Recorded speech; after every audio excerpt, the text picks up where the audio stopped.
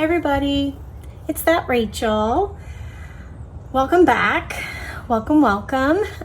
Today we are going to do a mini unboxing and review of Rosa Gallery watercolors and the Aqua Pad by Clairefontaine.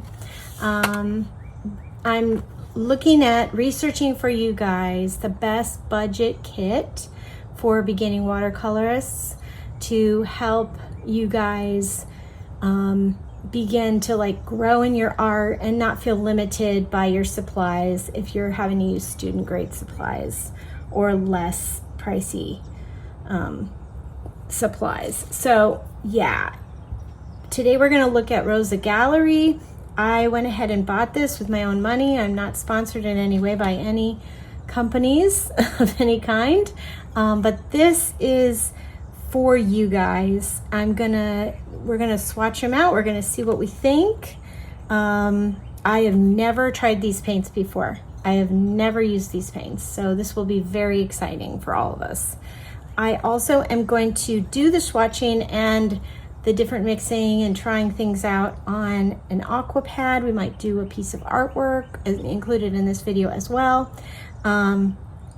And so that will kind of give us an idea too on the paper. We're gonna put it through its paces to see how it does. Okay, are you ready? Let's get into it. Okay, everybody. Just wanting you to know also the links are in the description for these two products, as well as any alternatives that I talk about while we're going through the swatching. I've been looking at several different budget paints, but this is the first one that we're going to go through. The next two are going to be Paul Rubens, which I consider a mid-range paint, but it's a little more pricey, but also in the lower budget category. And then we're also going to, of course, talk about Mei-Ling because they are amazing. So we're going to talk about them. And some brushes. We're going to go through brushes. We're going to go through 3 types of paper as well. So, okay, let's do this unboxing. Let's see. I have seen so many of you guys here on YouTube painting with these paints, and I keep looking at them, putting them in my Amazon cart, putting them in the save for later, and then they swiftly go to the bottom and I have to go find them again. You guys just keep reminding me that these are good paints. So this was $28 and change plus tax. Now that will vary depending on your country of origin that you're ordering it from. I got them on Amazon. They also are sold on Etsy. They're sold, I believe, on Blick as well.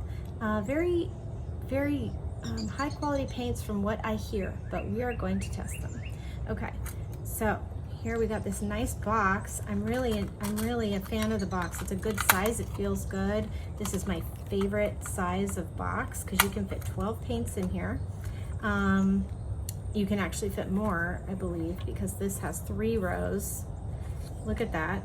See, we've got 12 full pans that fit in here. Now, you could use this box and do 24 half pans in here. I don't know that this is worth $28 just for the tin, but if the paints are good and we get through the paints and we don't want to buy the paints again, we can always refill it with another kind of paint that we love with half pans, and we can have more colors. I am going back to a more limited palette in my life. I'm not going to be having larger palettes if I can avoid it. I'm starting to learn to discipline myself with color discipline, and we're going to have some videos on that too in the future. So like and subscribe for more. It would be great if you could support my channel. Anything you guys can do would be wonderful to help me to be able to just get these out to people and help them with their art journey. So let's look and see. This is Cadmium Lemon. We've got here Cad Lemon, PY35, basic. Let's look and see what a full pan looks like in Roman small. Let's see. Okay. Okay, so they're a little smaller. This has a magnet on it, but you can see they're a little smaller. I'd say maybe it's a little more than a half pan. So it's not quite a full pan, I wouldn't say. This is a half pan. It's a messy half pan of my Queen Coral. But you can see how it's a little short, and then it's just a tiny bit more. So maybe 3/4 of a pan. Still a good price. You get 12 colors. So let's look here.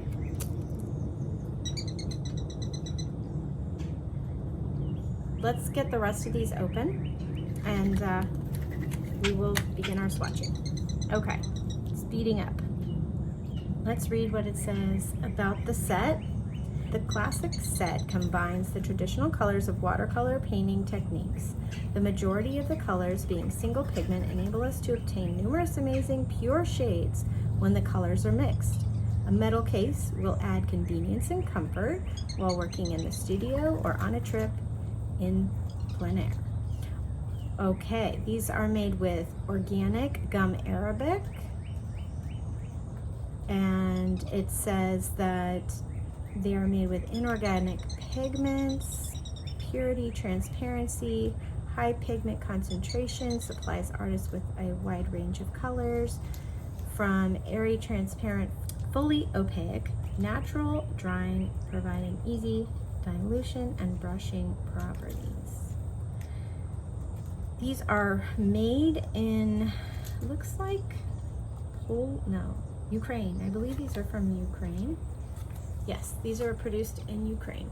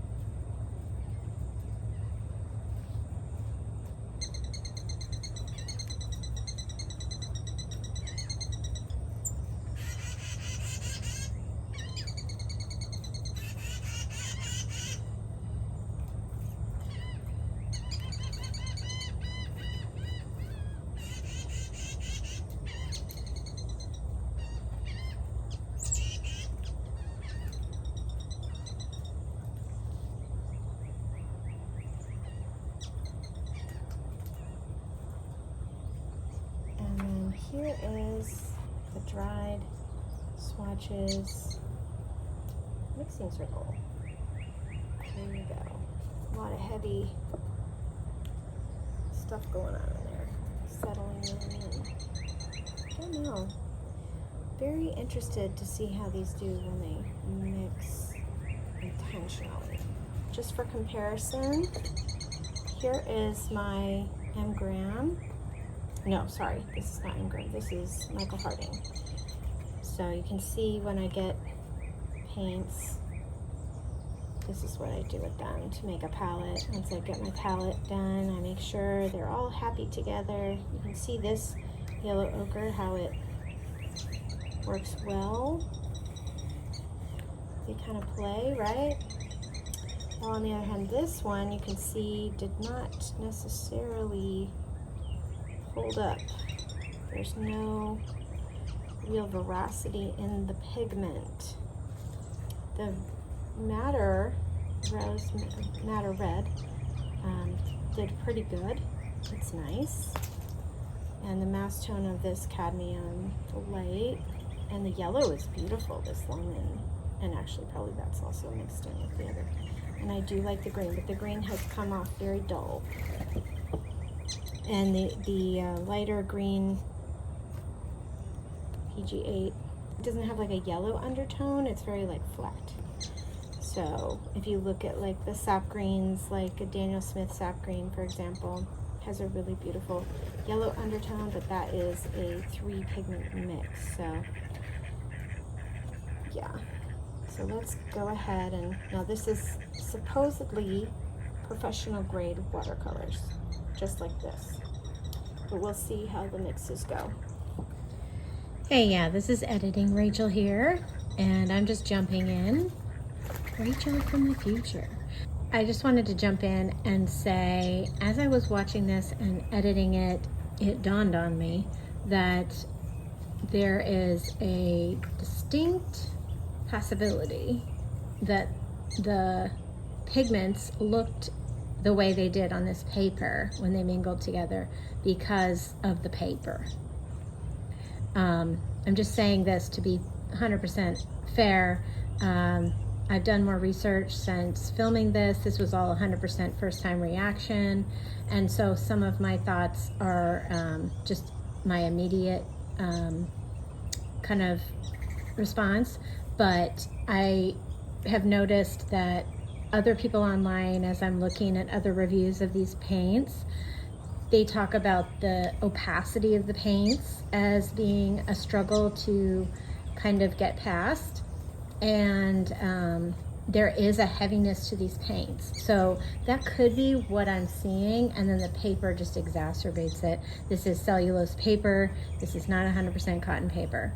It's nothing against the paints, the way that I reacted to them 100%. It's my personal view of these paints and how I work with the paints that I normally work with, and why I like the paint qualities that I like, the qualities in a paint that I like, the pigments that I prefer. So this is why I do this circle exercise.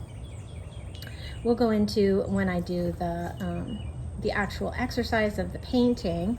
That's gonna kind of show you guys that these paints are fine. You can work with them. It's not a big deal. You can paint stuff with them.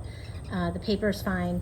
But if you have a particular kind of reaction to how paints react, then this might take a little bit of a learning curve for someone like me who uses mostly transparent pigments like Daniel Smith or Michael Harding, so things like that. So I just want to be clear, these are not schminke,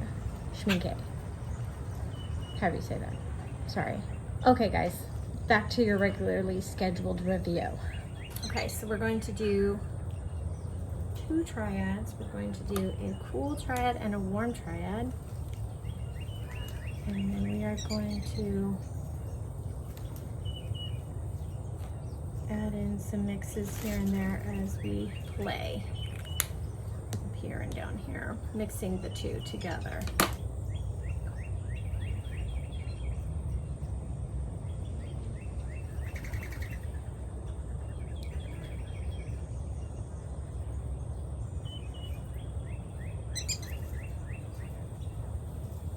Okay, I did this wrong. I put the cool yellow with the warm blue, so I'm gonna put the warm, I'm gonna fix it, but you'll see. There's going to be arrows. And then we're gonna do the browns together. So, hold on, let me fix this.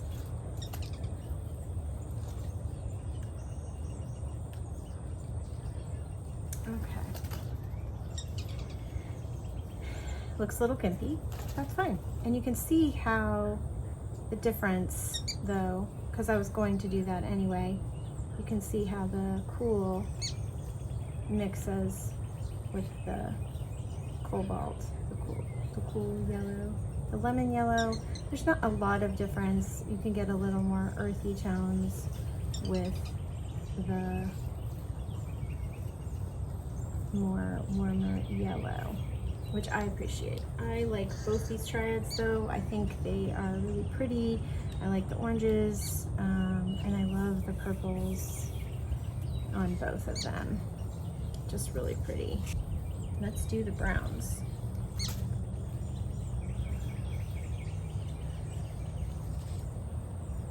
Pretty. There we go. This is a beautiful gray.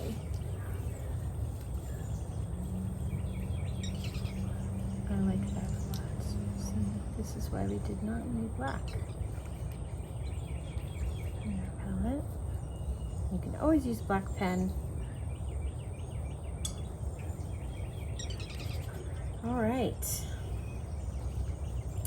Do we want to, we did some greens here with the opposite. Let's do some greens with the ultramarine blue and the warm blue. Because I do love me a good green. Look at that gray, that's really pretty. Okay, let's do ultramarine.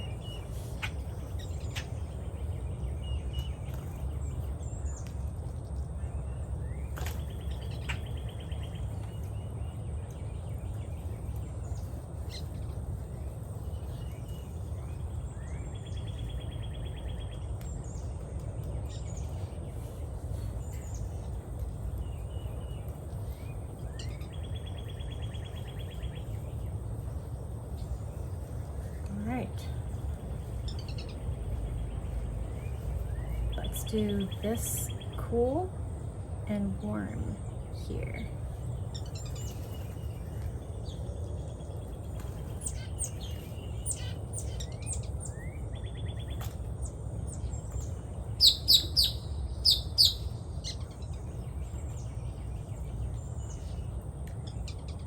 Let's do the warm blue and the cool red.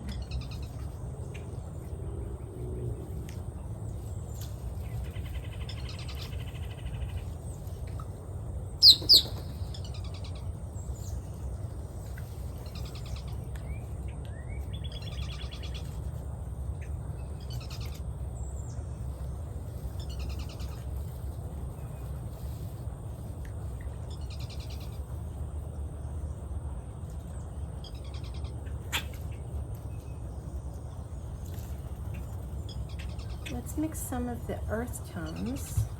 We can try to make a gray with the ultramarine blue. That makes a nice.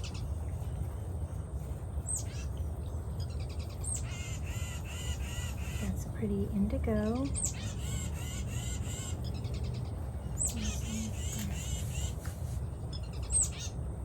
I'll show them up close in a minute.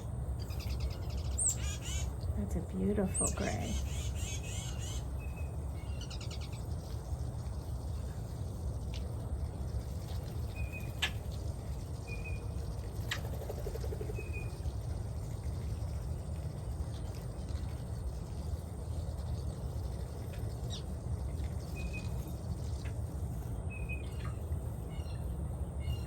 Oh, I like this.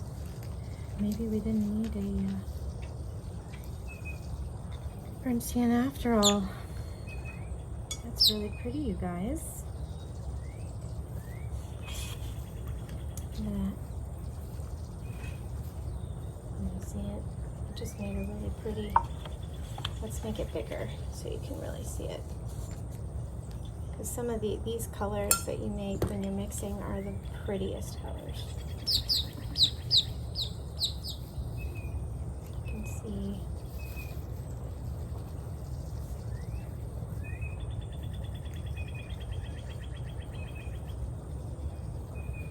Very gray. And it's going to granulate because of the ultramarine.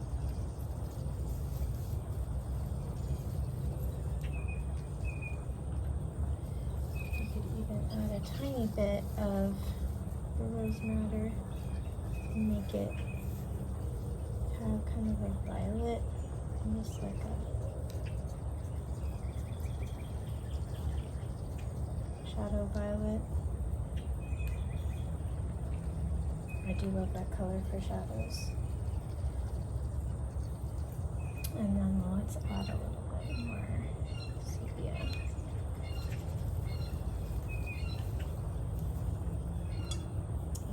Bit of little rose madder. Let's see what we do here. That's very pretty color. Some maroon. Let's put that over here.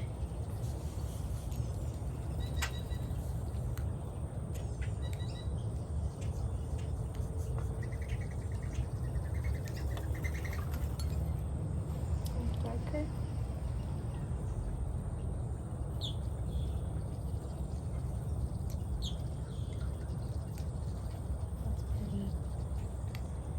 I really like that. Let's see.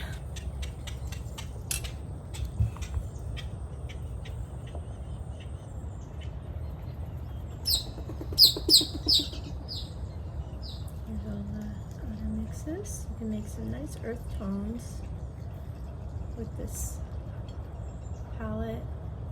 Nice brown. I don't know, the brown's a little dull, but I do like the sepia, so you're saved by sepia, it appears. Let's make a bigger swatch of the sepia. I do a lot of landscapes, so let's mix also the green. See about mixing a green with the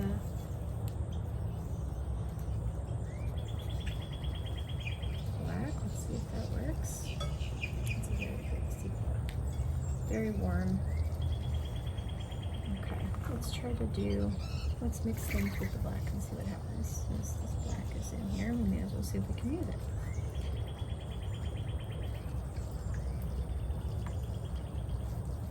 What should we mix with? Let's try a little bit of green. See if we can mix a green. There you go.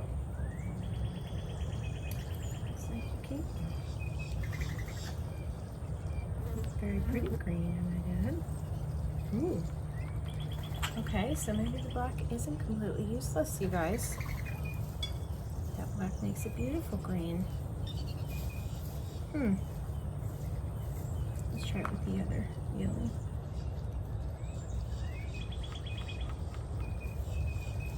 Probably not as good of a green, but we will see.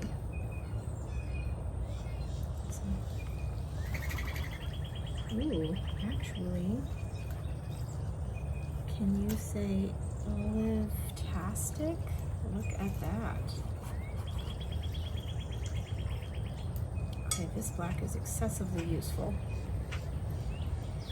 Let's see, what else can we try? Let's do some sepia with the cobalt red light. Let's see what we come up with. Sepia and cobalt red light. Nice burnt orange.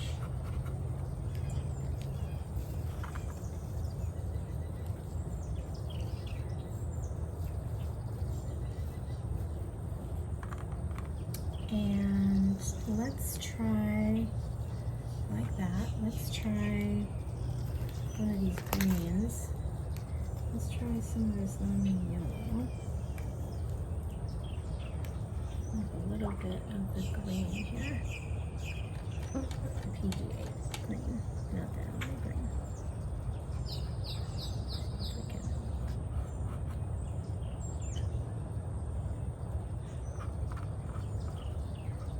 liven it up a little.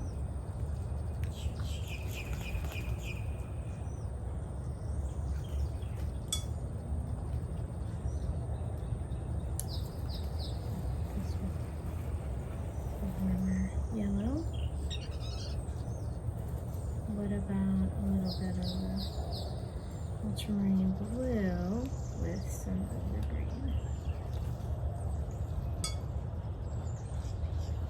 That's a nice pretty rich green. That's with ultramarine blue. Let's try some of the emerald green. We know these mixes because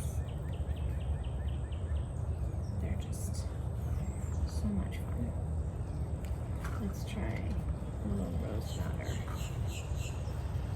to make a purple.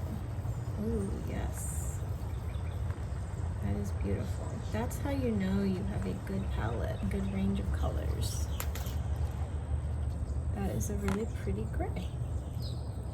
Sometimes it'll make a really pretty purple. Maybe if we put a little bit more of the rose madder into it. This PG7 can be pretty exciting. That's better. Some more purple, violet. I like that a lot. You can see how it's kind of all in there together, hanging out. All right, let's do some of the emerald. Sepia. I'm liking my sepia mixes.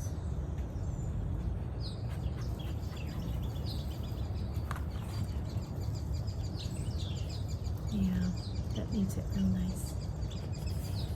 Okay, so our sepia is very useful. Looks like it will work well for our burnt sienna replacement. And yeah, I'd love to hear your thoughts, you guys, in the comments.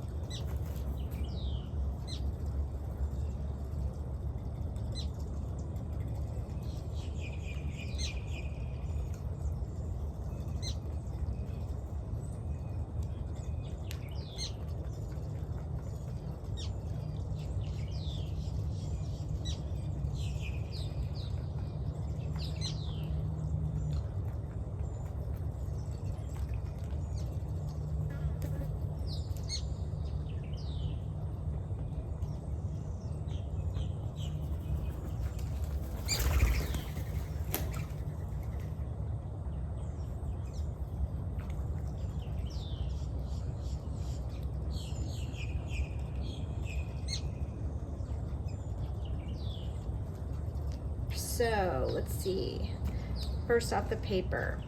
So the paper was fine. It blooms insanely, lots of blooming, but I didn't mind that.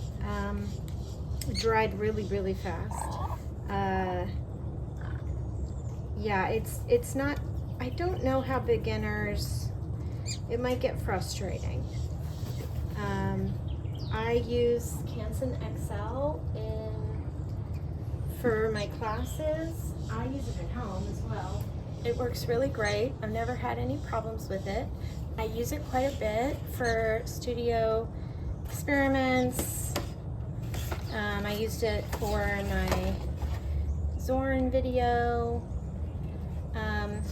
It's very similar. These are both synthetic. They're not cotton. Cellulose. They're both cellulose, not cotton. But this one is the Canson XL, and I really love it. The pencils are actually pretty good on this one though, even though there's more texture.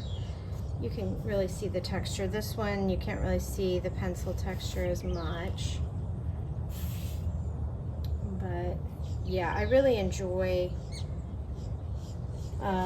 using the cheaper cellulose paper in the studio now and then for just practicing and playing with my colors and stuff. The colors look really good on this, very vibrant. But my conclusion is this paper is just as good as Canson XL, and they're about the same price per sheet.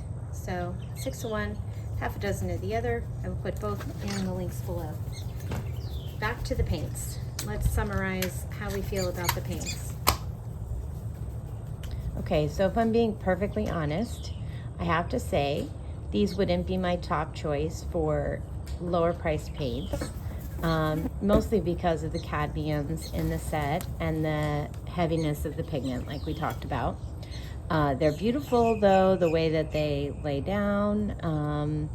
I would just have to get used to using the cadmiums. But if you love cadmiums and you don't mind them, and you need a good quick mixing set. This is a great one for a lower price.